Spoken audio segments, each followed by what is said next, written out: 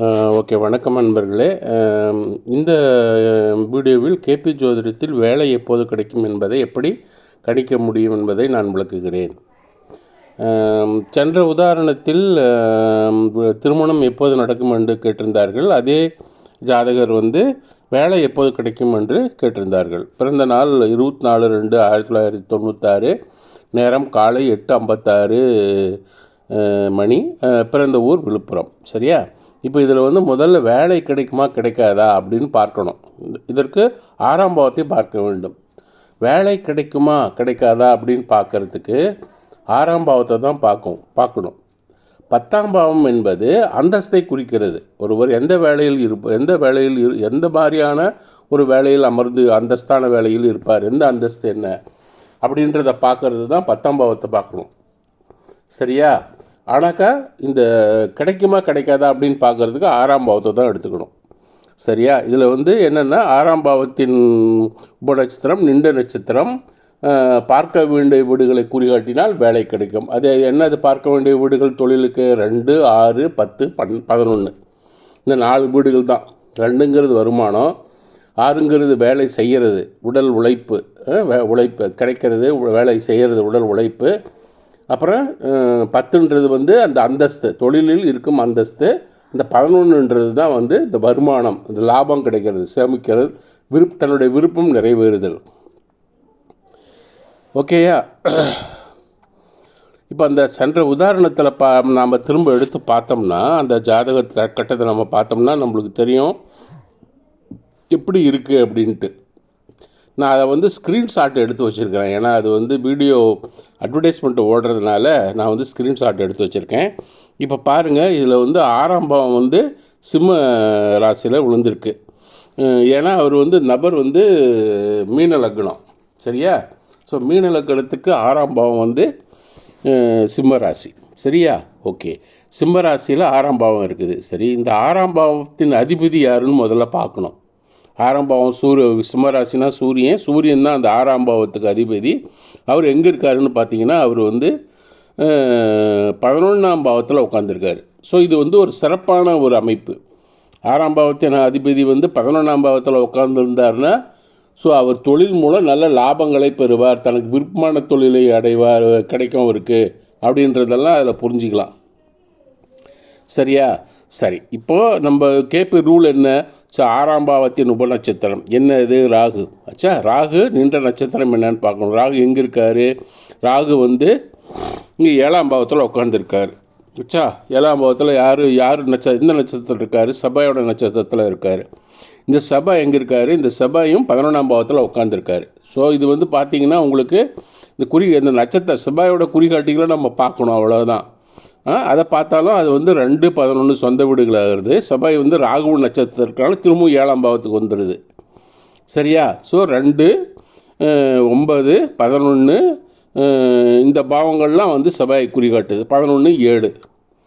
So இங்கே உங்களுக்கு 2, 11 வந்துருச்சு. நம்மளுக்கு தேவையானது 2, 6, 10, 11, 4 ஏதாவது ஒன்று குறிகாட்டணும். இங்கே 2, 11 வந்துட்டோன்னே ஸோ அவருக்கு வேலை கிடைக்கும் அப்படின்றது உறுதியாகிடுது. ஸோ அதுதான் இங்கே பாருங்கள், 11ஆம் பாவத்தில் ஆரம்பத்தில் வச்சு ராகு நட்சத்திரம் சபாய் குறிக்காட்டுவது 2, அந்த 7ஆம் பாவம், 9ஆம் பாவம், 11ஆம் பாவம். 2, 9 சொந்த வீடுகள், 11 தான் இருக்கும் வீடு சபாய்க்கு. 7ஆம் பாவம்ன்றது தன்னோட நட்சத்திரம் இருக்கிற வீடு, ராகுவோட வீடு. இது ராகு இருக்கிற வீடு.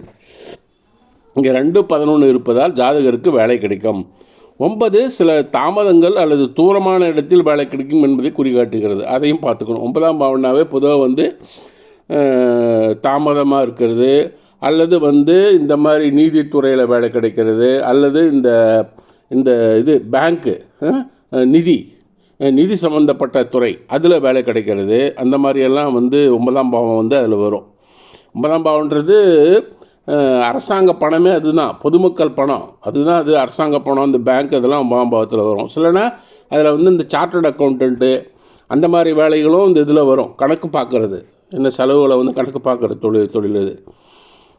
அப்புறம் மேலும் 7ஆம் பாவத்தை தொடர்பு கொள்றதுனால அந்த ராகு 7ஆம் பாவத்தில் இருக்கிறதுனால 7ஆம் பாவம் என்பது தொழில் மூலம் பல மக்களின் தொடர்பு ஏற்படும். அதனால் கவனிச்சிங்க. இதில் 7ஆம் பாவம்ன்றது என்னன்னாக்கா தொழில் மூலம் பல மக்களோட தொடர்பு ஏற்படும். இப்போ ஒரு பேங்க்கில் உட்காந்துருந்தாங்கன்னா நிறைய பேர் வாடிக்கையாளர் வந்துகிட்டே இருப்பாங்க இல்லையா, அதுதான். சரி, அடுத்தது எப்போது வேலை கிடைக்கும். அப்போ பிறந்த ஜாதகத்தில் வேலை தரும் கிரகங்கள் என்னென்னு பார்க்கணும். ஸோ அதே தான் நம்ம போய் பார்த்துட்டு 2-6-11 ஆச்சா. 2-6-11 பாருங்கள், இங்கே இருக்குது. இதுதான் அந்த பாவக்கட்டம். இதில் வந்து 2ஆம் பாவத்தில் பாருங்கள் ராகு இருக்கார், செவ்வாய் இருக்கார். 6ஆம் பாவத்தில் சூரியன் மட்டும்தான் இருக்கார். ஸோ 6ஆம் பாவத்தை இயக்குறவர் சூரியன் மட்டும்தான், அது நல்லா ஞாபகிச்சிங்க. அப்புறம் வந்து 10ஆம் பாவத்தில் சனியும் குருவும் இருக்காங்க. அப்புறம் சுக்கிரன், கேது, ராகு, இவங்க 3 பேர் 5 வீடுகள் 5 கிரகங்கள் இருக்குது 10ஆம் பாவத்தில். 11ஆம் பாவத்தில் ஒரு 4 கிரகங்கள் இருக்குது. சூரியன், புதன், செவ்வாய், சனி. ஸோ இதெல்லாம் வந்து பிறந்த ஜாதகத்தில் இருக்கும் கிரகங்கள். சரியா. இப்போ இதை வந்து நம்ம வந்து அங்கே எழுதிக்கணும். அந்த இங்கே வந்து பிறந்த ஜாதகத்தில் இருக்கிற இந்த பாருங்கள், 2 வந்து ராகு செவ்வாய், 6 சூரியன், 10 வந்து சனி குரு சுக்கிரன் கேது ராகு, 11 வந்து சூரியன் புதன் செவ்வாய் சனி, இதெல்லாம் எழுதிக்கிறோம். அடுத்தது வந்து ஆளுங்கிரகங்கள் எழுதுகிறோம். இந்த ஆளுங்கிரகங்களில் வந்து நீங்கள் என்ன பண்ணணுன்னா, முன்னாடி ஏற்கனவே அவங்க கேள்வி கேட்டப்போ நான் போன திருமணத்துக்கு வந்து எடுத்து வச்சுருந்தேன் இல்லையா, அதையே எடுத்துக்க வேண்டியது தான். ஏன்னா அந்த ஜாதகர் எப்பொழுது கேள்வி கேட்டாரோ அப்பொழுது என்ன கிரகங்கள் ஆளுதோ அதை தான் நம்ம எடுத்திருக்கோம். அதில் வந்து கிழமைநாதன் வந்து புதன்கிழமையாக வருது. லக்னம் வந்து சுக்கிரன் வீட்டில் இருக்குது, செவ்வாயோட நட்சத்திரத்தில் இருக்குது. சந்திரன் வந்து செவ்வாயோட வீட்டில் இருக்குது, குருவோட நட்சத்திரம் இருக்குது. அப்புறம் சனி குரு இதெல்லாம் வந்து இவரை பார்க்குறாங்க, சந்திரனை பார்க்குறாங்க. அப்புறம் ராகு கேதுவை சேர்த்துக்கிறோம். ஏன்னா அது வந்து இந்த கிரகங்கள் வீட்டில் ராகு கேது இருக்கிறதுனால, இந்த கிரகங்களின் வேலையை ராகு கேது செய்யுன்றதுனால, அதாவது இந்த கோச்சாரத்தில் அது ராகு கேது சேர்த்துக்கிறோம். அப்புறம் இந்த ஆளுங்கிரகங்களுக்கும் இந்த பிறந்த ஜாதகத்தில் வேலை தரும் கிரகங்களுக்கும் பொதுவான கிரகங்கள் என்னென்னு பார்த்தோம்னா ராகு செவ்வாய் சனி குரு சுக்கிரன் கேது வருது. இப்போ அது நடக்கிற தசை வந்து சந்திர தசை நடக்குது. பிறந்த ஜாதகத்தில் சந்திரன் சுக்கிரன் நட்சத்திரத்தில் உள்ளது. எனவே சந்திரன் வந்து சுக்கிரனோட வேலை செய்வார். அப்போ சுக்கிரன் புத்தியில் நவம்பர் 2025 அவருக்கு உங்களுக்கு வேலை கிடைக்கும். ஆச்சா. ஸோ அதனால் இந்த நவம்பர் 2025 இவங்களுக்கு திருமணமும் நடக்கும், வேலையும் கிடைக்கும். ரெண்டுமே இவங்களுக்கு வந்து அந்த அதிர்ஷ்டம் வந்து இருக்குது. ஓகேயா, புரிஞ்சுட்டு தான் உங்களுக்கு. திரும்ப நான் ஒரு ரீகால் பண்ணுறேன். அதாவது இந்த எக்ஸாம்பிளில் நம்ம என்ன பார்த்தோம்னாக்கா, வேலை எப்போது கிடைக்கும் என்பதை பற்றி பார்த்தோம். அதில் வந்து முக்கியமானது என்னன்னாக்கா, 6ஆம் பாவத்தின் உபநட்சத்திரம் நின்ற நட்சத்திரம் பார்க்க வேண்டிய வீடுகளான 2 அல்லது 6 அல்லது 10 or 11 குறிகாட்டினால் வேலை கிடைக்கும் என்று அர்த்தம்.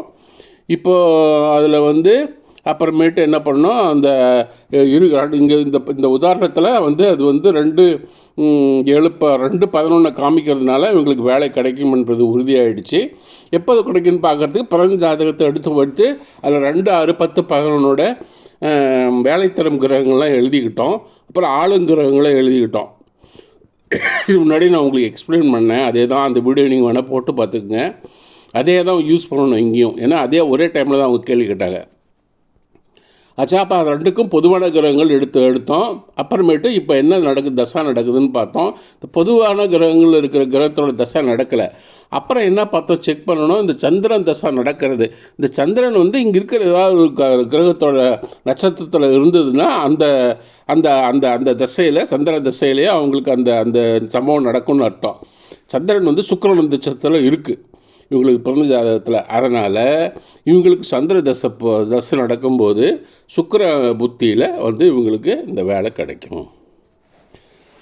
சரியா, அவ்வளோதான். இதுதான் நான் உங்களுக்கு சொல்ல விரும்புகிறது. நன்றி. ஏதாவது உங்களுக்கு சந்தேகம் இருந்தாக்கா எனக்கு மெசேஜ் பண்ணுங்கள், இல்லைனாக்கா நீங்கள் ஃபோன் பண்ணாலும் சரி. ஓகேயா, ரொம்ப நன்றி.